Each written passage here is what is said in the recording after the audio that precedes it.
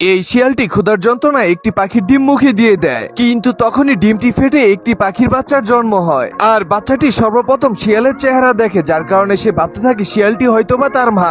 এর ফলে পাখিটি শিয়ালের কাছ থেকে খাবার খুঁজতে থাকে। তখনই শিয়ালটি তাকে খাবার দিতে না পেরে সেখান থেকে পালিয়ে যেতে থাকে। কিন্তু হঠাৎ করে শিয়ালটি রাস্তার ভিতরে একটি পোকা দেখতে পায়, আর পোকাটিকে ধরে পাখির সামনে নিয়ে গেলে পাখিটি খুশি হয়ে সেই পোকাটিকে খেয়ে ফেলে। এরপরেই পাখিটি শিয়ালের মুখের ভিতরে একটা চুমু দিয়ে দেয়। এর ফলে শিয়ালটিও পাখিটাকে ভালোবেসে ফেলে এবং সবসময় নিজের কাছে রেখে দিয়ে পাখিটাকে হাঁটতে শিখায়। আর উড়াল শিখানোর জন্য পাখিটাকে পাহাড়ের উপরে নিয়ে যায়, কিন্তু শিয়াল উড়াল শিখাতে যেয়ে সে নিজেই পাহাড় থেকে পড়ে যায়। এটা দেখার পর পাখিটা সে নিজেও হাসতে হাসতে নিচে পড়ে যায়। এইদিকে শিয়ালটিও পাখিটাকে পালতে পালতে সে নিজেও মায়ের মতো হয়ে যায়। এরপরেই সকাল হলে পাখিটি সর্বপ্রথম প্রজাপতির সাথে উড়াল দিতে থাকে। তখনই শিয়ালটি দেখা মাত্রই অনেক খুশি হয়ে যায় আর পাখিটাকে ভালোবেসে হাতের ভিতরে নিয়ে বুকে জড়িয়ে ধরে। এভাবেই সেখানে বহুদিন চলে যায়। পাখিটিও এখন আগের থেকে অনেক বড় হয়ে যায়। এরপরে শিয়ালটি পাখিটাকে মাছ ধরার প্রশিক্ষণ দিতে থাকে। তখনই অনেক জোরে বৃষ্টি নামলে শিয়াল ও পাখি মিলে পাহাড়ের নিচে আশ্রয় নেয়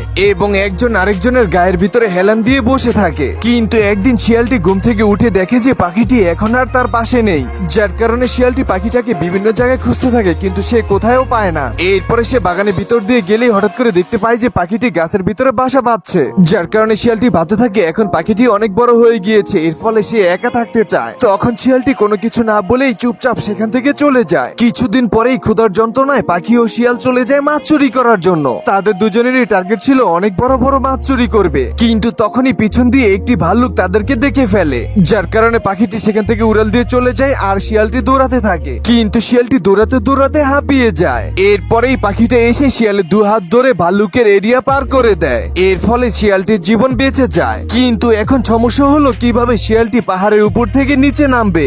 এরপরে পাখিটি বারবার শিয়ালের হাত ধরে টানতে থাকে, কিন্তু শিয়ালটি কোনো মতে সাহস পায় না পাখির সাথে নিচে নামতে। এক পর্যায়ে শিয়ালটি পাখির দুই পা ধরে পাহাড়ের উপর থেকে নামতে শুরু করে, কিন্তু শিয়ালটা বেশি ভার হওয়ার কারণে পাখিটা উঠতে পারে না। এর ফলে তারা দুজনে নিচে পড়ে যেতে থাকে। তখনই শিয়ালটি দেখে ফেলে আর পাখির পা দুটো ছেড়ে দেয়, কারণ শিয়ালটি ভাবতে থাকে আমি মরে যাই, এরপরও আমার বাচ্চা বেঁচে থাকুক। এরপরে শিয়ালটি সেখান থেকে নিচে পড়ে মারা যায়। তো বন্ধুরা, গল্পটি কেমন ছিল তা কমেন্ট করে জানিয়ে দিন।